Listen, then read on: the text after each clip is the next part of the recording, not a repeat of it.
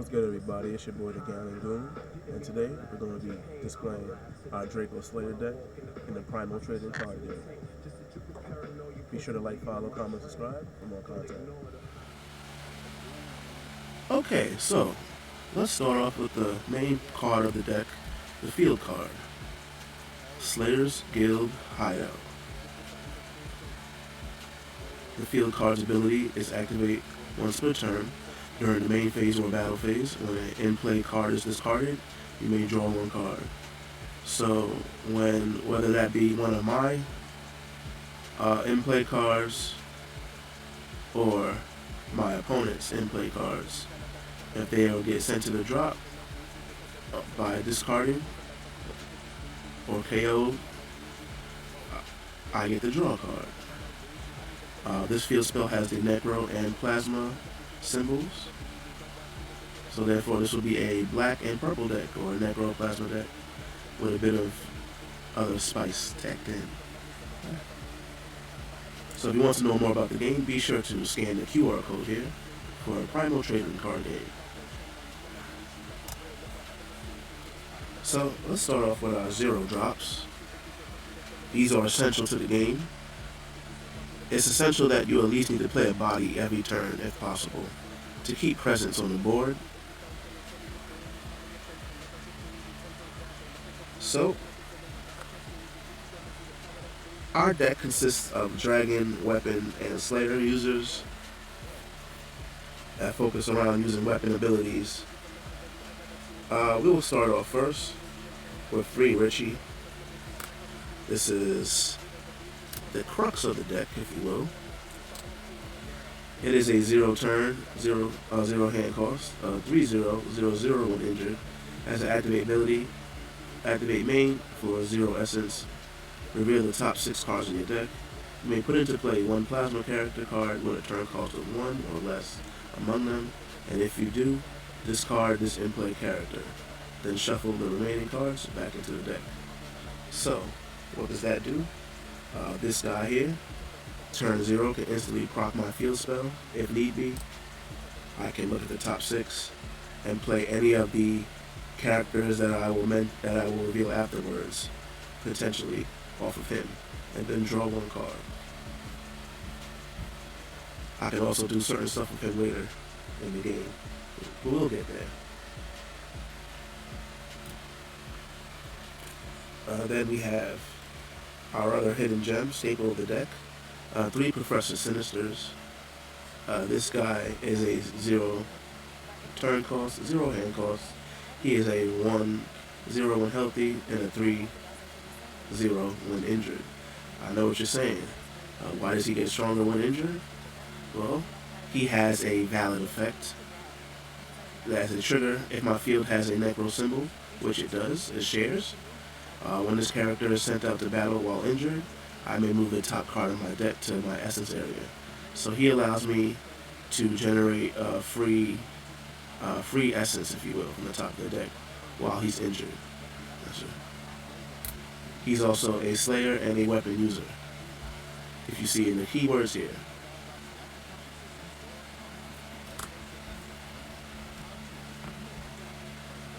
He can also be played off of Luci. Another card that can be played off of Luci I run are 2 Zalas. This is a dragon user. She is a Dragon Inked, a female Etherean.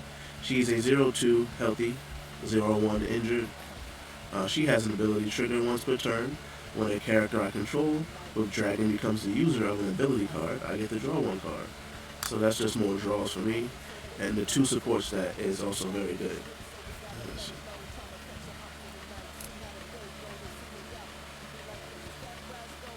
Then we play our little offensive bread and butter. 3 Sasuke's. 0 turn, 0 hand cost. 3/0 healthy, 0/0 injured. He has a trigger that is valid. Valid is a keyword here. That means while the character is injured, it still has abilities. Otherwise, any character that gets injured loses any abilities stated, unless it says valid. Once per turn, when a card is discarded from the top of my deck or my opponent's.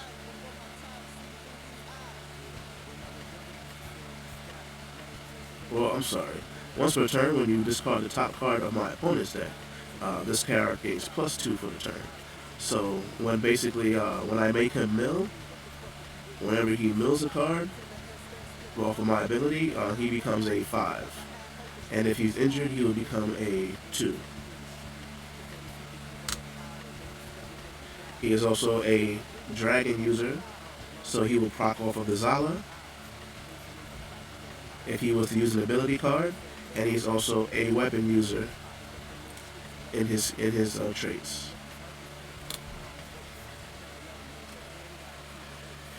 And then for the final 0 cost, we have a Twin Sword Rcarry.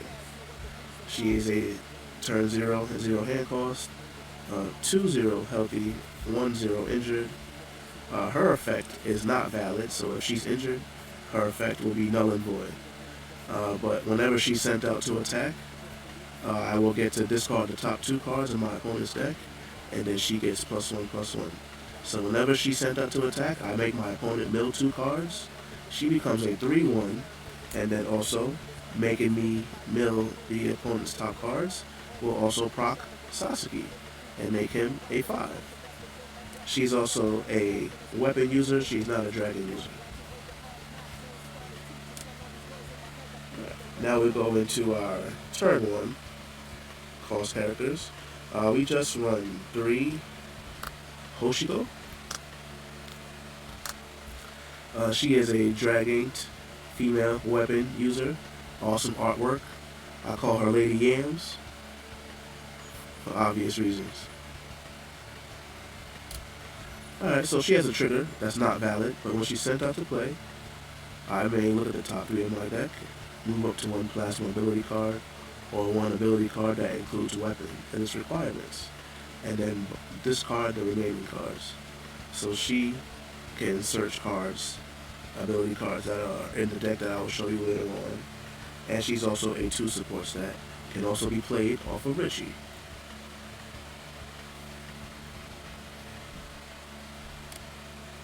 So then we go into our turn 2 plays. We just run 2 Solomon. He is a Slayer, a male weapon user. He has to activate once per turn. I can expel 2 cards from my discard pile. All characters I control with Slayer gain +1/+1 during this turn.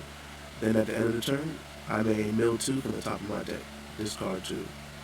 So he's a 2/3, so he's pretty buff as far as support stat goes. And then I can expel 2 cards from my discard.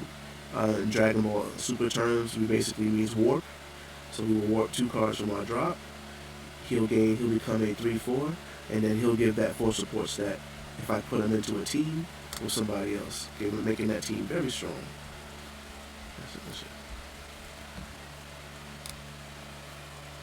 So then our turn 3, we run 3 Lucians. He is a Slayer, a male, a weapon user. He has an activate main during my turn. I can discard 1 character with weapon from my hand to draw 2 cards, then move 1 card from my hand to the bottom of the deck. So he is a great filter, and being a 5 healthy and a 2 injured is not bad. So we normally want to keep this guy as healthy as possible so we can continue to cycle through the deck by discarding our weapon users.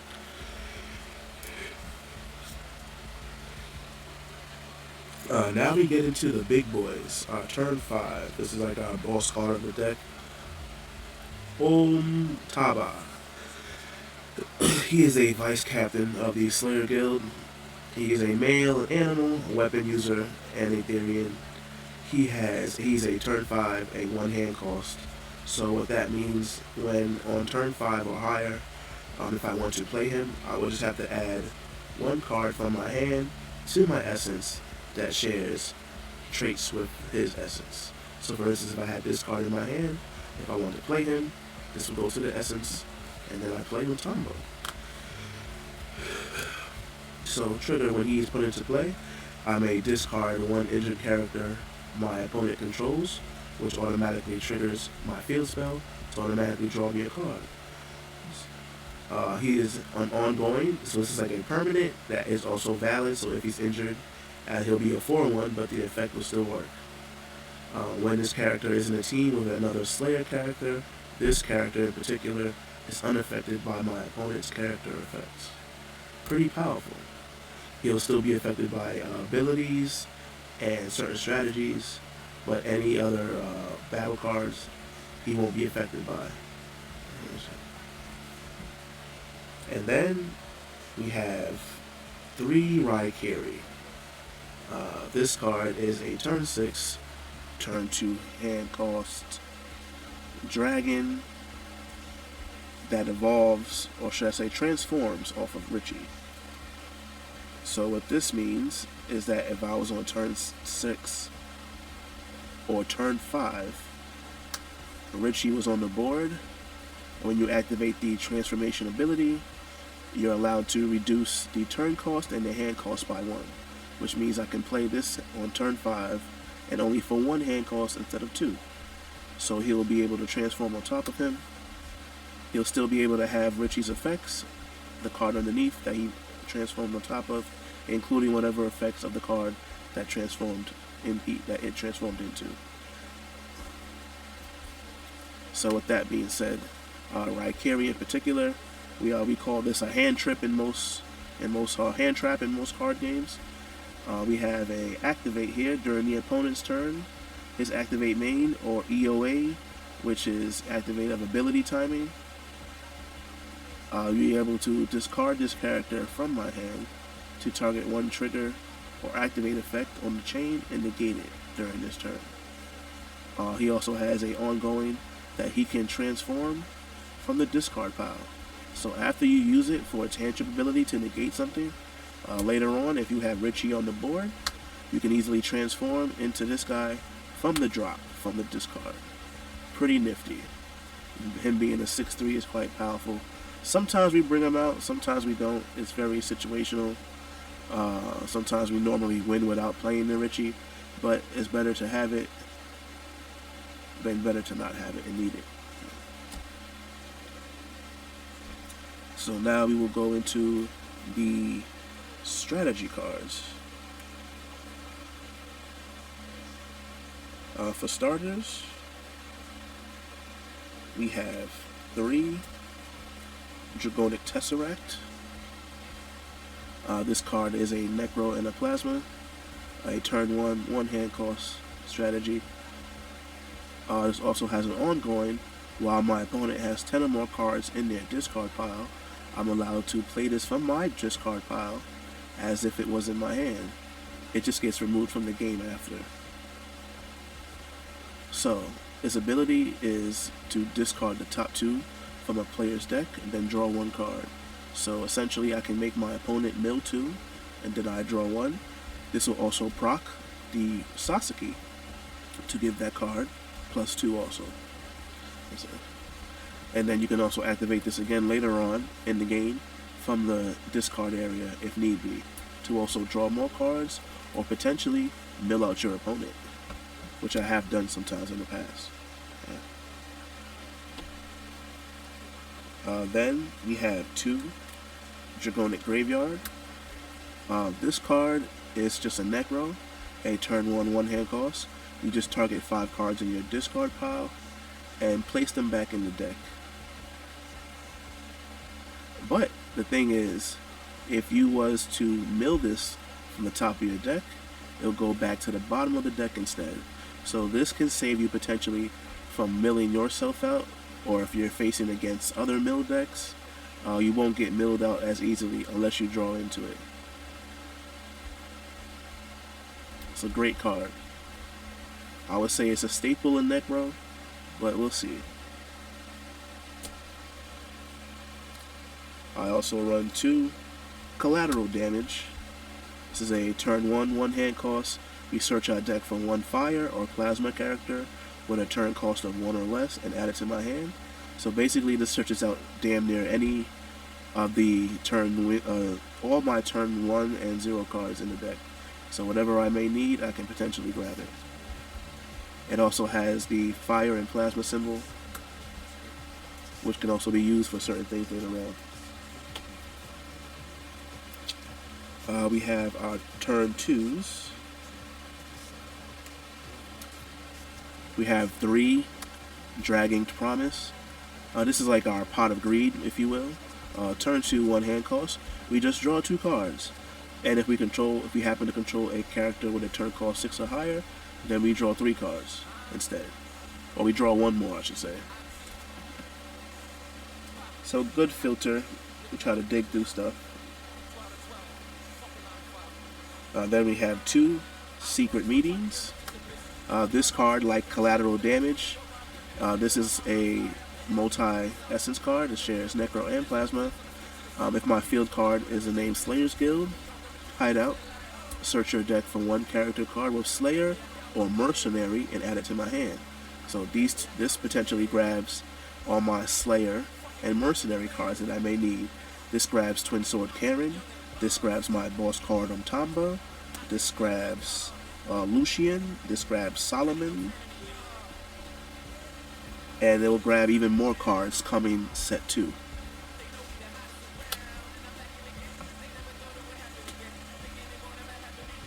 And then we have Pagus Mercy. This is our black Necro variant of our Pot of Greed, if you will. A turn 2, turn 1 hand cost. We mill 3 from the top of our deck, and if we do, we draw 2.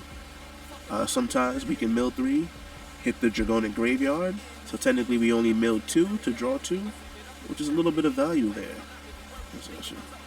But more cards to dig through the deck and try to find what we need. And our last strategy is a turn 3 strategy, Bounty Board. If my field card is Slayer's Guild Hideout, reveal 1 character card with weapon from my hand. If I do, I bottom deck that card to draw 3.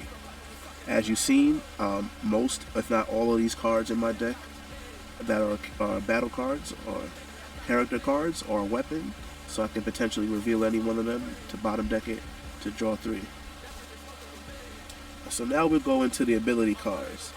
These are the cards that we use during the showdown phase when we attack and or defend, when we're sent out to battle. So we run two Swift Strikes. This is a Plasma ability. It costs 1 Plasma and 1 of anything else. The requirements is a weapon user. You target 1 character opposing the user at the start of the showdown. If the target was not the user of an ability card that resolves successfully during this turn, I get to deal 1 damage to that target. If the target was discarded due to that damage, I get to draw an extra card. So what would happen is, if we had, let's say, a team, if we had this team of Solomon, Ontamba, and Hoshiko were on the board, and they were sent out to battle. Now what would happen is, and let's say I also use Solomon's ability to give all my Slayers +1/+1. So what would happen is, he will become a 3/4. She is not a Slayer, unfortunately. He will become a 7/4. And then his 4 support will be added to his attack stat, and her 2 will be added to his attack stat, making that a 9, 10, 11, 12, 13. A whopping 13. A whopping 13 swing.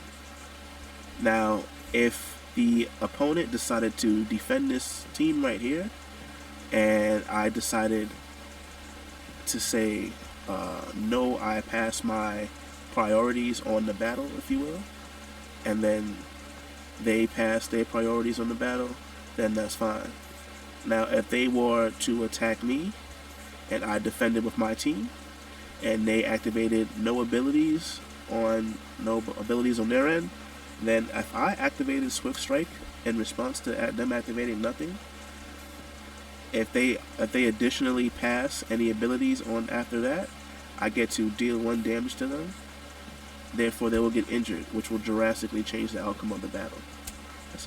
It's a pretty sneaky card. You got to know when and where to use it, because people can respond to this and then therefore making the ability dead. It's high risk, high reward. That's it.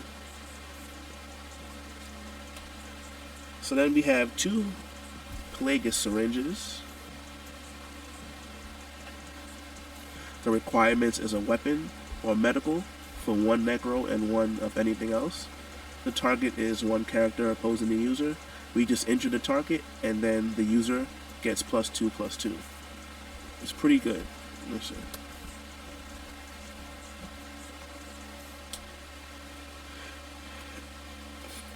And then we have 2 Draco Flame Swords. This is a fire and plasma ability card. You can either cast this for 2 fire, 2 plasma, or 3 of any essence. But the requirements requires a weapon user, and the target, you just target one character opposing the user. You just injure the target. Now the thing is, if Sasaki has an expert stat, if Sasaki is the user, that means I can make them mill 3 or discard 3 from the opponent's deck. Therefore, that would also proc Sasaki's ability to gain +2. So in the middle of a battle, potentially, he can get stronger. Isn't that artwork just awesome? I mean, look at it. Such a badass.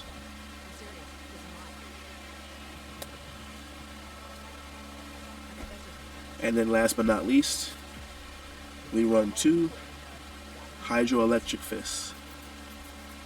This requirements is a 3 water or 3 plasma essence. You have to use a water or plasma creature or character card with a turn cost 5 or higher, and you target every character opposing the user. You just move the targets to the owner's hand. So this is a very powerful card. So only cards like for this deck in particular, Taba and cards like Rcarry can use this card because they are turn 5 or higher water or plasma cards. In this particular, they share the plasma trait to be allowed to use this ability. So potentially I can tap 3 and then bounce.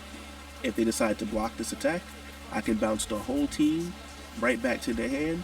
Therefore, the damage will go through, potentially winning me the game. So that is the current Draco Slayer deck by the Galleon Goon. We will soon be updating this deck when set 2 comes out, and when I get my hands on the Sendo card that came out in the Primal promo packs boxes. Be sure to check those out on their website. I had a box opening of that, so you can watch that later if you wish. If you have any questions about this deck, be sure to comment or message me in the Discord, and I'll be glad to answer any questions. Thanks for watching. Be sure to like, follow, and subscribe for more content. And yeah, shout out to the Goon Squad. Peace.